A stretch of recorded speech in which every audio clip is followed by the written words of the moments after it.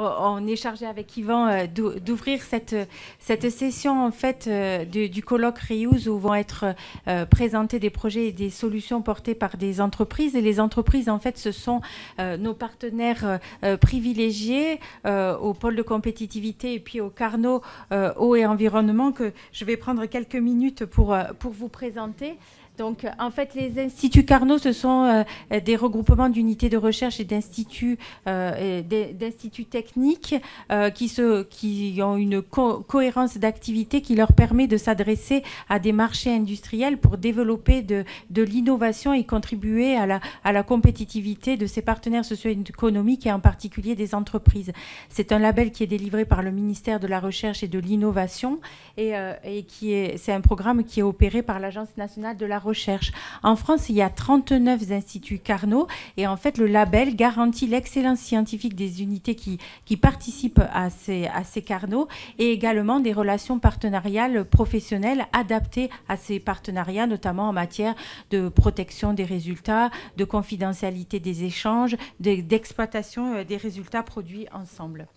Donc, en fait, en 2019, un certain nombre d'établissements de recherche, dont donc à l'époque l'IRSEA et l'INRA qui s'apprêtaient à fusionner, mais aussi l'INSA de Toulouse, plusieurs universités, Aix-Marseille, Montpellier, l'Université de Savoie-Mont-Blanc et l'Institut de la filtration et des techniques séparatives ont constitué un collectif de 470 chercheurs que vous retrouvez là rassemblés dans des unités avec des représentants aujourd'hui, Pascal par exemple, ou Nicolas Roche, voilà, ce sont des chercheurs qui font partie du Carnot, Vincent aussi, Edery de l'IFTS est là, enfin voilà, plusieurs d'entre eux. Donc un premier collectif, un premier cercle qui travaille en étroite collaboration avec d'autres Carnots et puis d'autres unités de recherche qui ont vocation à intégrer notre Carnot dans ces prochaines évolutions. Voilà.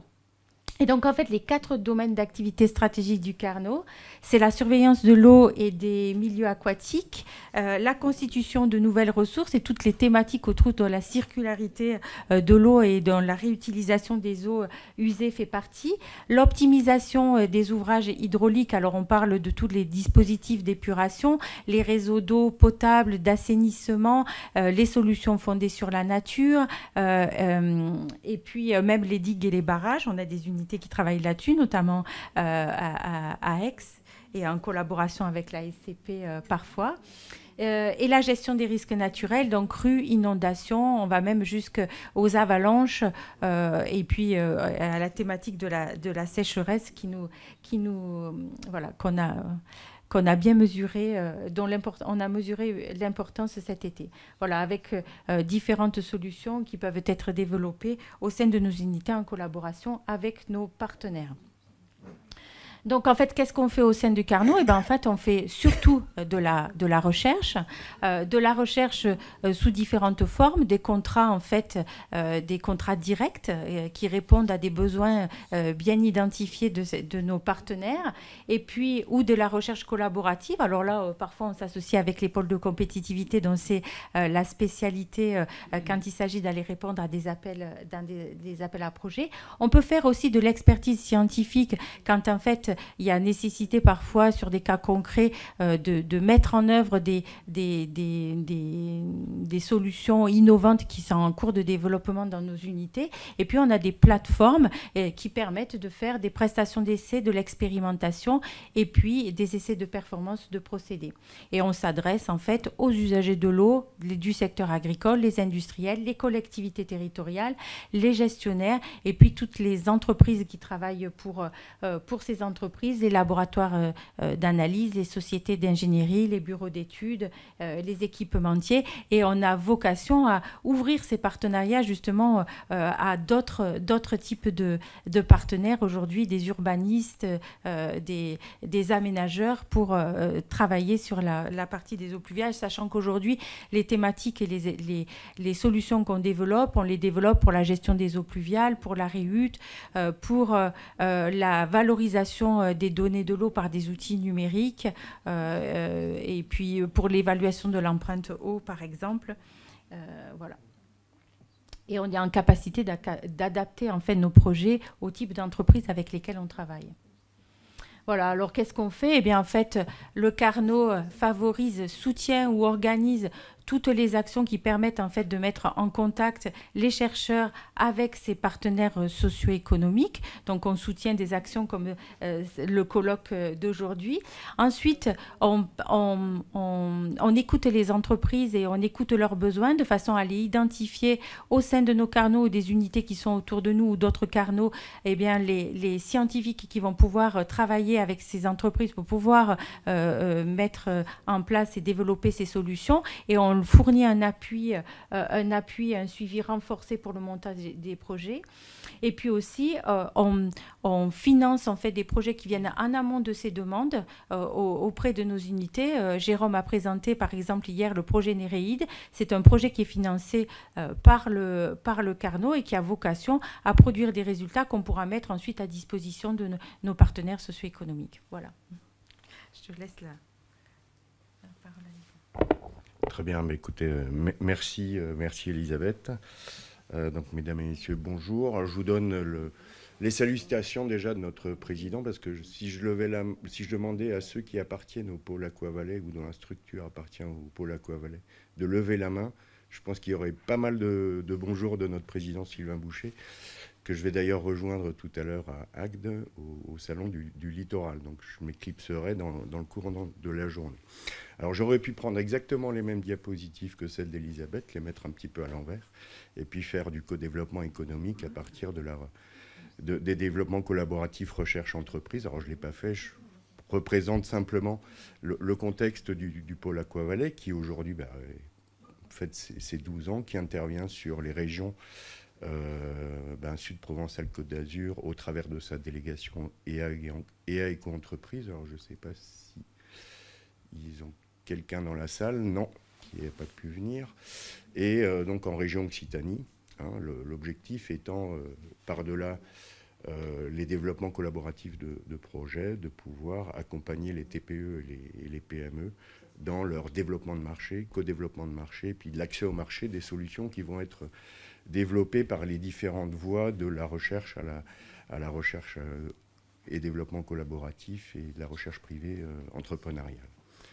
Alors, on accompagne depuis 12 ans sur 4 piliers qui en fait retracent, et je ne vais pas vous faire le détail, le contexte de hotspot des changements climatiques que constitue notamment l'arc méditerranéen sur lequel nous intervenons, à travers à la fois 2 dimensions de connaissance et de gestion de la ressource que sur l'ensemble des sujets ayant trait à la réutilisation des eaux usées traitées de toute nature, et avec cette dimension qui a été, je pense, déjà maintes fois soulignée dans la journée d'hier, à laquelle je n'ai pas pu malheureusement participer, ou ce matin, sur notamment l'importance des approches sociétales. Alors, dans les missions de pôle de compétitivité, nous avons effectivement pour mission d'accompagner les collectifs entreprises, laboratoires de recherche dans leurs projets collaboratifs notamment, via notamment les processus de labellisation de projets pour pouvoir, au travers d'un comité d'experts que nous mobilisons sur nos 2 régions, qui regroupe à la fois des représentants scientifiques, académiques et du monde économique, pouvoir donner le point de vue d'experts sur un projet qui est soumis à financement pour pouvoir en améliorer à la fois les dimensions scientifiques et techniques que les dimensions économiques. Donc comité d'évaluation de projet au niveau d'Aquavalais et de labellisation de projet au niveau de la fédération que nous avons constituée au niveau national avec nos collègues de Dream et Hydreos dans les régions Centre-Val de Loire et Grand Est. Donc comité qui est présidé par Marc Herrand, donc qui est ici, voilà, et qui assume ses fonctions depuis un peu plus d'1 an. Voilà, et donc c'est justement de pouvoir apporter ces valeurs ajoutées. Alors sur les 98 projets d'R&D qu'on a aujourd'hui labellisés et financés, ou accompagnement en financement, qui ont été retenus en financement, il y a quand même une trentaine qui portent sur les sujets qui nous réunissent aujourd'hui, pour montrer justement l'importance de ce sujet au sein du collectif du pôle. Alors, on accompagne également, nous, sur sur quatre aspects particuliers, hein, nos entreprises. Alors, je vais passer ceux que j'ai déjà évoqués. Nous organisons et nous avons été également amenés à organiser avec différents partenaires d'ailleurs présents dans la salle, et je les en remercie, donc à la fois des journées techniques, des séminaires et autres sur les sujets. Je vais m'attarder un peu plus sur les sujets de normalisation qui revêtent aussi toute leur importance, puisque accompagner les collectifs, on a donc cette plateforme Water Reuse et Normalisation qui fonctionne depuis 2015, qui avait été co-initiée avec Guillaume Nourry, qui à l'époque intervenait en tant que chargé de mission, hein, au niveau du pôle.